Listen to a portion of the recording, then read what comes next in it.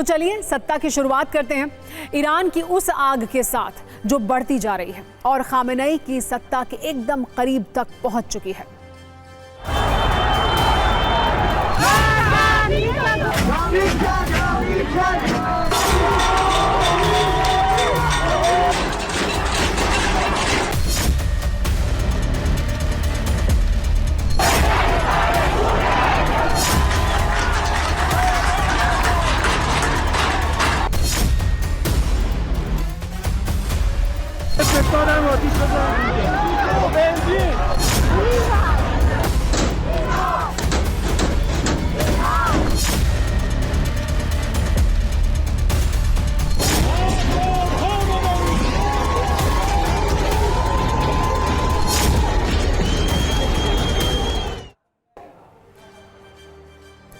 Iran के अलग अलग शहरों से आई हर तस्वीर में सत्ता विरोधी संदेश है, संकेत है, शोले हैं, सत्ता विरोधी आग है, विद्रोह वाली चिंगारियां हैं, खामेनेई के खिलाफ सड़कों पर उतरी आवाम है।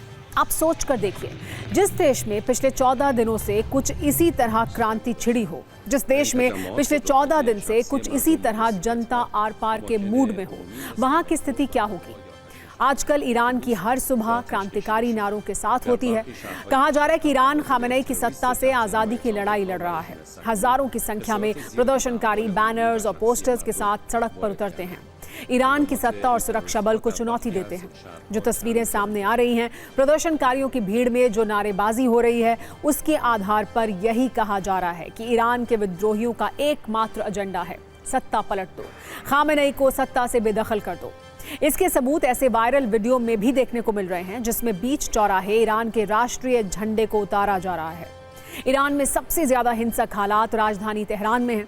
तेहरान की सड़कों पर जगह जगह आगजनी और तोड़फोड़ की जा रही है। खामेनेई तक अपनी बात पहुंचाने के लिए प्रदर्शनकारी ईरान के राष्ट्रीय झंडे को अपमानित कर रहे हैं। ये संदेश दे रहे हैं कि अब ईरान में उनकी सत्ता स्वीकार नहीं है, अब ईरान में इस्लामिक कानून नहीं चलेगा। 86 वर्ष के खामेनेई, जो पिछले 36 वर्ष से ईरान के सुप्रीम नेता हैं, अब उनकी सत्ता हिल चुकी है।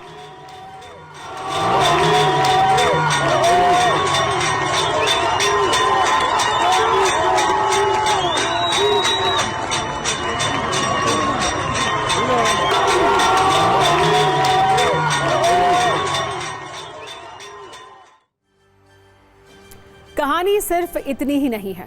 ईरान में प्रदर्शनकारी सरकारी संस्थाओं में आग लगा रहे हैं, चुन चुनकर सरकारी इमारतों को टारगेट कर रहे हैं। वहां के सुरक्षा बल इन प्रदर्शनकारियों पर काबू पाने में विफल है। खामेनेई की अपील का भी इन पर कोई असर नहीं हो रहा है। महंगाई के खिलाफ शुरू हुआ ये प्रदर्शन अब आंदोलन का रूप ले चुका है।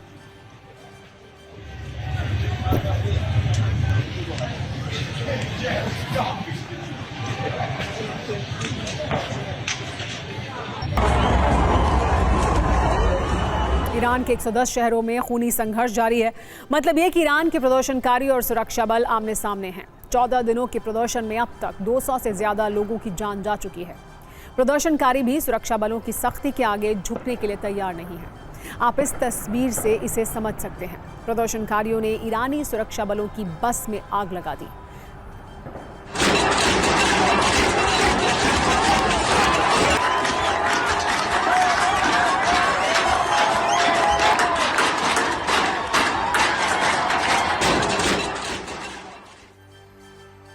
ईरान में विरोध और विद्रोह की आग सिर्फ सरकारी संस्थानों तक नहीं है, इसकी लपटों में रिहायशी इमारतें भी हैं। अमेरिका ने दावा किया है कि कई शहरों में प्रदर्शनकारियों ने कब्जा भी कर लिया है। ईरान के दूसरे सबसे बड़े शहर मशहद पर प्रदर्शनकारियों के कब्जे का दावा किया गया है। आपको बता दें कि मशहद की आबादी करीब 40 लाख है। ये शहर तुर्कमेनिस्तान और अफगानिस्तान की सीमा के पास मौजूद है। ये ईरान का सबसे बड़ा धार्मिक शहर है। मशहद में इमाम रजा का पवित्र दरगाह है, जो शिया मुसलमानों के लिए एक बहुत बड़ा तीर्थ स्थल माना जाता है। ईरान में विद्रोहियों के गुस्से को आग की अगली तस्वीर भी समझिए, देखिए और इसे समझिए। ईरान की महिलाएं बुर्का और हिजाब को जला रही हैं। ये सिर्फ तस्वीर नहीं है, ये कहानी है ईरान की अंदरूनी लड़ाई की, जो वहां के हुक्मरानों के खिलाफ चल रही है।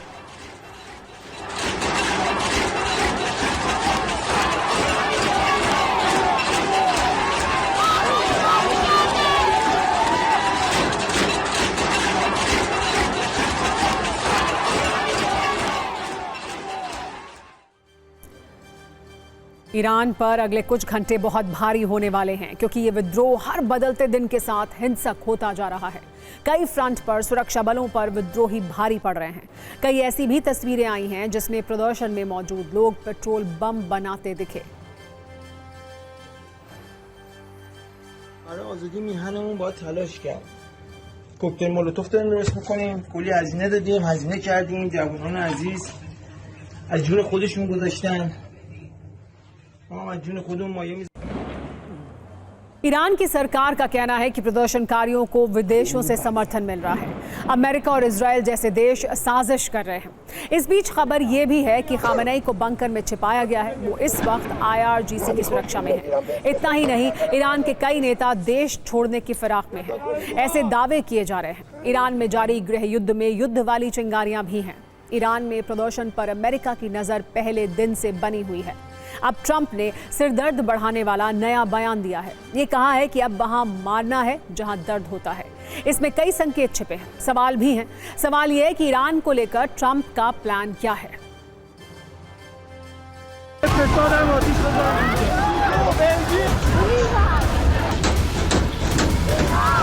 ट्रंप के लिए चुनौती ये है कि ईरान के तेवर भी आक्रामक हैं। ईरान किसी भी कीमत पर झुकने को तैयार नहीं है। कल ईरान के सुप्रीम लीडर खामेनेई ने देश के नाम संबोधन के जरिए अपनी बात रखी थी। अब वहां के विदेश मंत्री से लेकर और भी बड़े बड़े नेता सीधे सीधे अमेरिका पर आरोप लगा रहे हैं।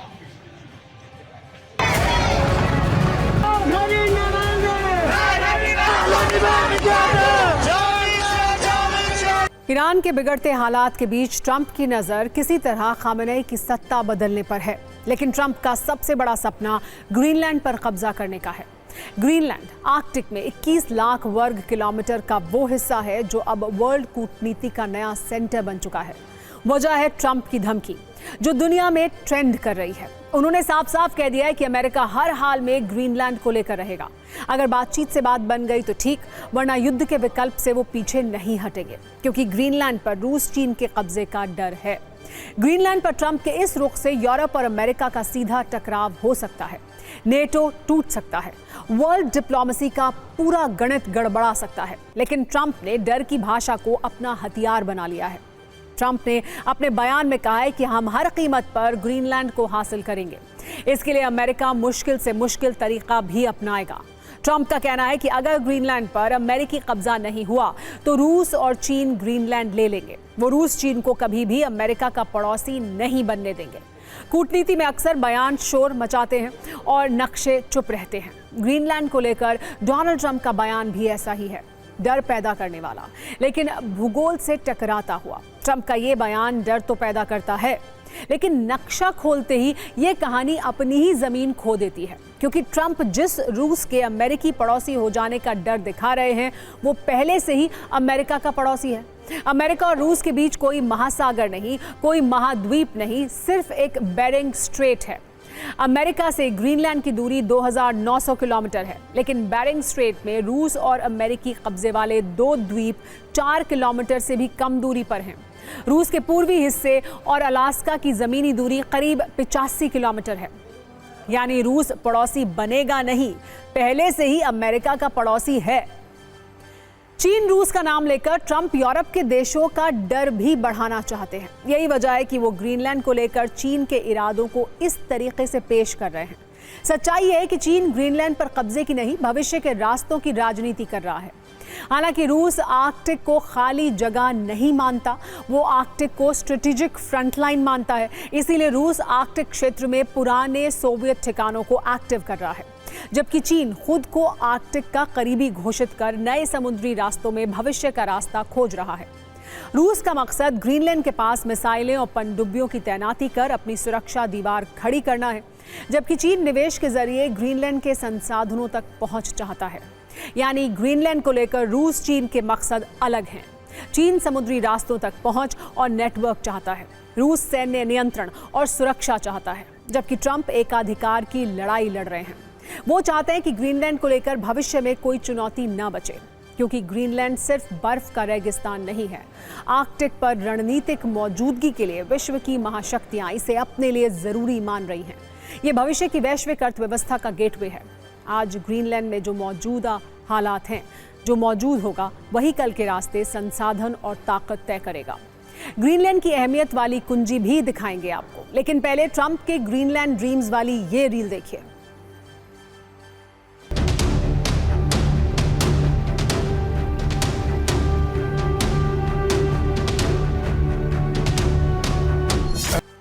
ग्रीनलैंड ट्रंप के लिए इतना ज़रूरी क्यों हो गया, इसकी पूरी कहानी भी जान लीजिए। ग्रीनलैंड अमेरिका में से यूरोप जाने वाले रूट पर सबसे बड़ा द्वीप है। यही उत्तर में अमेरिका का आखिरी फ्यूल एयरबेस है। रणनीतिक तौर पर यहाँ सैन्य और रडार मौजूदगी अहम है। अमेरिका यहाँ से रूस पर नज़र रखता है।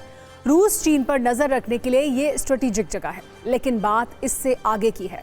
यहाँ आगे का मतलब भविष्य से है। ग्रीनलैंड उन दुर्लभ खनिजों का भंडार है जो भविष्य की ताकत बनेंगे। यहाँ लिथियम, यूरेनियम जैसे संसाधन हैं जो भविष्य के हाईटेक डिवाइस का आधार है। चीन हर हाल में इनकी सप्लाई चेन का हिस्सा बना रहना चाहता है, लेकिन ट्रंप चाहते हैं कि ग्रीनलैंड से चीन को हमेशा के लिए आउट कर दिया जाए। आर्कटिक की बर्फ पिघल रही है, जिससे नए समुद्री रास्ते खुल रहे हैं। ग्रीनलैंड आर्कटिक शिपिंग रूट का सेंटर बनेगा और जो यहाँ रहेगा वही ये तय करेगा कि दुनिया किस दिशा में जाएगी। ग्रीनलैंड की अहमियत ये बताती है कि ये बहस कब्जे की नहीं बल्कि भविष्य की दिशा की है, जिसे ट्रंप डर के हथियार से जीतना चाहते हैं। ग्रीनलैंड ड्रीम्स के बाद अब ट्रंप के नोबेल ड्रीम्स की बात करते हैं। पिछले साल ट्रंप का नोबेल शांति पुरस्कार जीतने का सपना भले ही टूट गया हो, लेकिन नए साल में ट्रंप ने एक बार फिर से नोबेल वाला सपना देखा है। पहले की तरह ट्रंप की नोबेल तड़प एक बार फिर दिखने लगी है। ट्रंप ने कहा है कि उन्होंने 8 से ज्यादा युद्ध रुकवाए, जिनमें से कई युद्ध तो ऐसे थे जो 3 दशक से चल रहे थे। ट्रंप ने एक बार फिर से ये दावा किया कि न्यूक्लियर युद्ध रोककर करोड़ों लोगों की जान बचाई है। इसीलिए नोबेल शांति पुरस्कार के लिए उनसे बड़ा दावेदार दुनिया में कोई और नहीं है।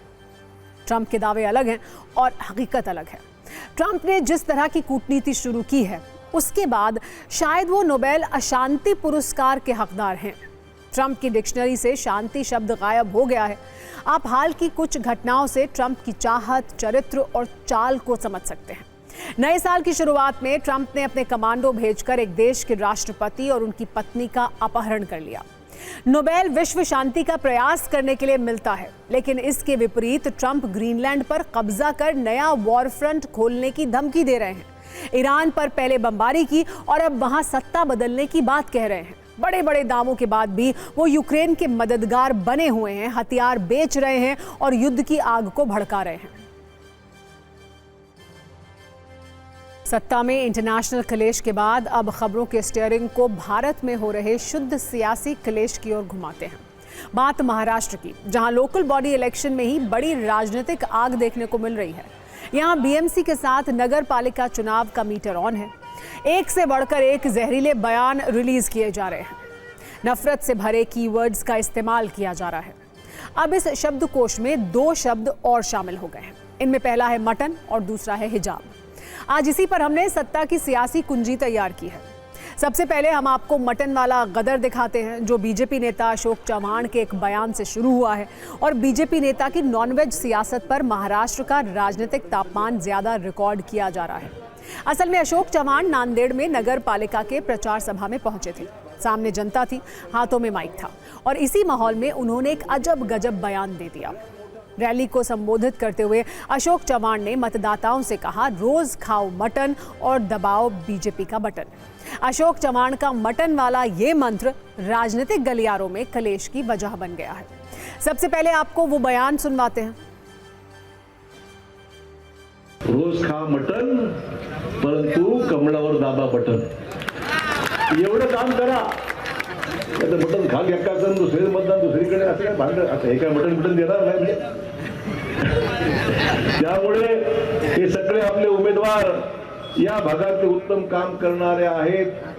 तुम्ही त्याचा अनुभव घेतलेला आहे। सगळ्यात मोठा तुमचा नगरसेवक अशोक चव्हाण उभा आहे तुमच्या समोर। हा सेवक मी तुमचा सेवक आहे। या महापालिकेमध्ये सत्ता मला द्या, माझ्या पक्षाला द्या। अब बीजेपी नेता की इस मटन पॉलिटिक्स पर महाराष्ट्र कांग्रेस के नेता भी सवाल पूछ रहे हैं, जबकि शिवसेना उद्धव गुट के नेता इसे कमल का अपमान बता रहे हैं। उनकी थ्योरी 50 सेकंड की एक न्यूज रील में आप देखिए। अशोकराव चव्हाण साहेब ज्या वेळेला काँग्रेसमध्ये होते त्यावेळेला असं अजिबात करत नव्हते. आता पक्ष बदलल्यामुळे त्यांची संस्कृती पण बदललेली आहे आणि नियत बदलली म्हणून पक्ष बदलला असंही म्हणायला काही हरकत नाही. म्हणजे मतदारांची किंमत एका मटणापुरती यांनी केलेली आहे. हे मतदारांची पण व्हॅल्यू घटवणारी गोष्ट आहे आणि त्यांच्या या वक्तव्याचा निषेधच आहे. क्यों अपनी राजनीति के लिए कमल को बदनाम कर रहे हैं? अरे आपको जो खाना है खाइए, मटन खाइए, वेज खाइए, नॉनवेज खाइए, व्यक्तिगत विषय है ये, लेकिन करोड़ों करोड़ हिंदुओं की आस्थाओं से तो मत खेलिए. अरे भाई रोज आप कमल का बटन भी दबाइए, रोज मटन भी खाइए, सब बोलने की क्या जरूरत है? इस देश में शुचिता की राजनीति होनी चाहिए, नफरत की नहीं, जहर की नहीं. अब महाराष्ट्र के लोकल लेकिन दिलचस्प हो रहे स्थानीय चुनाव की दूसरी कुंजी, जिसका कीवर्ड है हिजाब. अब तक इस चुनाव में मोहम्मद, महादेव, पाकिस्तान जैसे शब्दों का प्रयोग किया जा रहा था. अब इसमें हिजाब भी जुड़ गया है और ये काम किया है असदुद्दीन ओवैसी ने, जिन्होंने कहा है कि वो चाहते हैं भारत में एक हिजाब पहनने वाली बेटी प्रधानमंत्री की सत्ता संभाले. अब ओवैसी के इस मजहबी ख्वाब पर भी सियासी जंग शुरू हो गई है. ये बात उन्होंने तब कही जब वो महाराष्ट्र के सोलापुर में AIMIM उम्मीदवार के प्रचार के लिए एक जनसभा को संबोधित करने पहुंचे थे.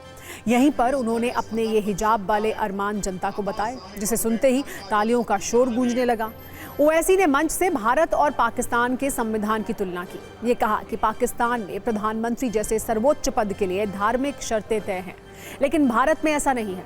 इसीलिए मेरा सपना है हिजाब पहनने वाली बेटी देश की PM बने, क्योंकि भारत का संविधान हर नागरिक को समान अवसर देता है. ओवैसी ने जनता से ये कहा कि शायद हम और आप ये देखने के लिए ना रहें, लेकिन भविष्य में एक ऐसा दिन जरूर आएगा. पाकिस्तान के संविधान में लिखा हुआ है कि सिर्फ एक ही मजहब का आदमी पाकिस्तान का प्राइम मिनिस्टर या सदर बन सकता है. बाबा साहिब अंबेडकर का जो संविधान है वो ये कह सकता है कि कोई भी भारत का नागरिक वजीर आजम बन सकता है, सदर जमहूरिया बन सकता है, चीफ मिनिस्टर बन सकता है, मेयर बन सकता है. और असदुद्दीन ओवैसी का ख्वाब यह है कि एक दिन आएगा इस देश में इंशाअल्लाह ताला शायद हम और आप नहीं रहेंगे, मगर देखना एक हिजाब पहनने वाली बेटी इस देश की वजीर आजम बनेगी इंशाअल्लाह ताला. अब ओवैसी के इस बयान पर हिंदू मुस्लिम सियासत भी हो रही है और वैचारिक विमर्श भी. लोग पूछ रहे हैं, जब कई मुस्लिम देशों में हिजाब बैन है, ईरान जैसे देश में हिजाब के विरोध में क्रांति हो रही है, महिलाएं सड़कों पर हिजाब जला रही हैं, और तब भी ओवैसी को PM पद पर एक मुस्लिम महिला को देखना है जो हिजाब में हो. इसके अलावा ओवैसी की हिजाब वाली इस थ्योरी से बीजेपी नेताओं के हिंदू राष्ट्र वाले बयान टकराकर नई आग लगा रहे हैं. ओवैसी ने कहा कि एक दिन हिजाब पहनने वाली महिला देश की PM बनेगी, तो बीजेपी नेता और महाराष्ट्र के मंत्री नितेश राणे ने कहा कि ऐसा हिंदू राष्ट्र में तो संभव नहीं है. ओवैसी ने कहा उन्हें यकीन है ये सपना एक दिन सच जरूर होगा. इसके जवाब में नितेश राणे ने कहा कि इसके लिए ओवैसी को इस्लामिक देश में जाना होगा. ओवैसी ने इस बयान पर असम के CM हिमंत बिस्वा शर्मा ने भी हिंदू राष्ट्र वाला राग छेड़ दिया है. हिमंत ने कहा है कि भारत का PM कोई हिंदू ही होगा. इन राजनीतिक बयानों की वजह से देश में हिंदू मुस्लिम वाला मीटर एक बार फिर फुल स्पीड में भागने लगा है.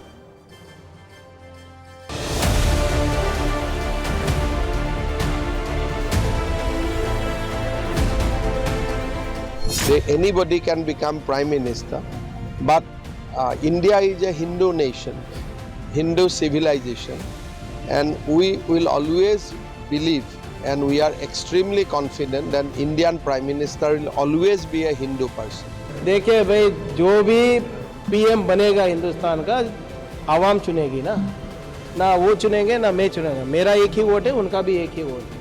अगर सब मिलके आपको प्रधानमंत्री बनाएंगे तो हम एक्सेप्ट करना ही पड़ेगा. इस तरीके की हिम्मत ये असदुद्दीन ओवैसी हमारे हिंदू राष्ट्र में करे नहीं. ये हमारा हिंदू राष्ट्र है, 90% लोग यहाँ हिंदू रहते हैं. हिजाब डालने वाले और बुर्का पहनने वाले महिला कोई भी ना पंतप्रधान बनेगी ना मुंबई की महापौर मेयर बनेगी. जिसको पंतप्रधान और महापौर मेयर बनना है वो चला जाए आप इस्लामाबाद, कराची में, इधर उनकी कोई जगह नहीं है. मैं समझता हूँ पता नहीं क्या पॉलिटिकल बयानबाजी है. जाहिर बात है इंडिया में आपका 20-25 करोड़ मुसलमान है। मुसलमान लड़कियां हिजाब कुछ पहनती है, कुछ लड़कियां नहीं पहनती, कुछ लड़कियां पहनना पसंद करती है। इनमें से कोई अगर कभी आ जाए तो आ सकती है, क्या है? यहाँ फिर से कोई दूसरा पाकिस्तान भी नहीं बनने वाला, न गजवाए हिंद होने वाला, न शरिया कानून होने वाला। यहाँ कलाम साहब जैसे लोगों का लोग पूछते हैं, हम भी पूछते हैं, पूरा देश पूछता है।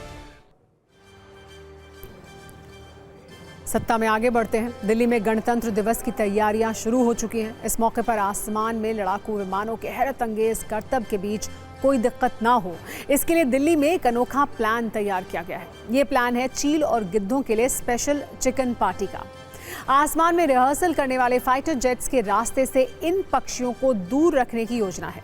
26 जनवरी की परेड में विमानों की सुरक्षित उड़ान सुनिश्चित करने के लिए दिल्ली सरकार चील और गिद्धों को चिकन की विशेष दावत देगी। इस योजना का मकसद चीलों और उनके पसंदीदा भोजन के जरिए खास ठिकानों पर उन्हें रोक के रखना। अगर चीलों को जमीन पर ही उनका पसंदीदा भोजन मिल जाएगा तो वो ऊपर उड़ने की बजाय नीचे खाने में व्यस्त रहेंगी। इसके लिए 1275 किलो बोनलेस चिकन का ऑर्डर दिया गया है। 15 से 25 जनवरी तक चीलों को ये चिकन खिलाया जाएगा। चिकन 20 से 30 ग्राम के छोटे टुकड़ों में डाला जाएगा। हर दिन करीब 200 किलो चिकन की दावत होगी। इसके लिए दिल्ली में 20 जगह की पहचान की गई है। लाल किले के आसपास, मंडी हाउस, तिहाड़ जेल के नजदीकी इलाके और नजफगढ़ ड्रेन के इलाकों की पहचान हुई है। गणतंत्र दिवस से पहले हर वर्ष इस तरह की प्लानिंग की जाती है। पहले चीलों को भैंस का मांस खिलाया जाता था, लेकिन इस बार बोनलेस चिकन का ऑर्डर हुआ है। हमारे न्यूज मित्रों को ये बता दें कि रिहर्सल के दौरान फाइटर जेट्स कम ऊंचाई पर उड़ान भरते हैं। इस दौरान विमानों की उड़ान 60 से 300 मीटर तक होती है। आमतौर पर चील गिद्ध भी इसी ऊंचाई पर आसमान में मंडराते हैं। जब विमान हवा में होता है तो जेट इंजन हवा की तेजी से अंदर खींचता है। ऐसे में इंजन से पक्षी टकराने से कंप्रेसर ब्लेड टूट सकता है, जिससे इंजन में आग लगने का या फेल होने का खतरा होता है। कई बार पक्षी सीधे विंडशील्ड से भी टकरा सकते हैं। पक्षियों के विमान से टकराने के कई मामले पहले भी आ चुके हैं। यह खतरा सिर्फ फाइटर जेट्स में नहीं, यात्री विमानों में भी रहता है। दिल्ली में यह खतरा सबसे ज्यादा है। आंकड़ों के मुताबिक वर्ष 2020 से 23 के बीच दिल्ली में बर्ड हिट के 512 मामले सामने आए। मुंबई में 260 और अहमदाबाद में 226 बार पक्षी विमान से टकराए। बेंगलुरु में 214 और हैदराबाद में 143 बार 3 साल में पक्षी विमान से टकराए हैं। सत्ता में अब आपको एक घोटाले के बारे में बताते हैं जो चौंकाने वाला है। ये अजब गजब घोटाला हुआ है मध्य प्रदेश में। वैसे तो आपने अब तक मध्य प्रदेश में हुए कई अजब गजब घोटाले सुने होंगे, जैसे गवाह घोटाला, बर्तन घोटाला, एम्बुलेंस घोटाला, यहाँ तक कि राशन घोटाला भी। लेकिन इस बार वाला घोटाला थोड़ा अलग है। न्यूज मित्रों को आसान शब्दों में समझाने के लिए हमने इसे नाम दिया है गोबर गौमूत्र घोटाला, जिसका सेंटर है मध्य प्रदेश का जबलपुर। TV9 भारतवर्ष के पास इस घोटाले की इनसाइड रिपोर्ट है। मामला जबलपुर के नानाजी देशमुख पशु विज्ञान विश्वविद्यालय से जुड़ा है, जहां पंचगव्य से कैंसर और टीबी जैसी गंभीर बीमारियों के इलाज पर रिसर्च होनी थी। लेकिन सारा फोकस शोध के बजाय करप्शन पर शिफ्ट हो गया। गोबर और गौमूत्र के नाम पर कुछ कर्मचारियों की जेब गर्म होने लगी। विश्वविद्यालय ने रिसर्च के लिए 8 करोड़ रुपए की मांग की थी। सरकारी फंड से 3.5 करोड़ रुपए दे भी गए। यहीं से करप्शन की पूरी कहानी शुरू हो गई। शोध का काम भले ही नहीं हुआ, लेकिन खर्च की लिस्ट जरूर लंबी होती गई। जांच में पता चला है कि 1 करोड़ 92 लाख रुपए गोबर, गौमूत्र, गमले और कुछ मशीनों की खरीदों में खर्च कर दिए गए। रिसर्च के नाम पर हैदराबाद, गोवा और बेंगलुरु समेत कई शहरों की 24 हवाई यात्राएं की गई। करीब 7.5 लाख रुपए की कार खरीदी गई और इतना ही रुपया पेट्रोल, डीजल और गैजेट्स पर भी खर्च कर दिया गया। मजदूरों को किए गए भुगतान का बिल 3,50,000 रुपए दिखाया गया। लगभग 15 लाख रुपए के टेबल और इलेक्ट्रॉनिक आइटम खरीदे गए। शिकायत के आधार पर जांच शुरू हुई तो सारा भेद खुल गया। जांच रिपोर्ट डीएम को सौंपी जा चुकी है। संकेत मिले हैं कि विश्वविद्यालय के कुछ वरिष्ठ अधिकारियों की भी मिलीभगत हो सकती है। हालांकि यूनिवर्सिटी का कहना है कि प्रारंभिक जांच में कोई गड़बड़ी नहीं मिली है। आगे कोई नए तथ्य सामने आते हैं तो कार्रवाई भी होगी।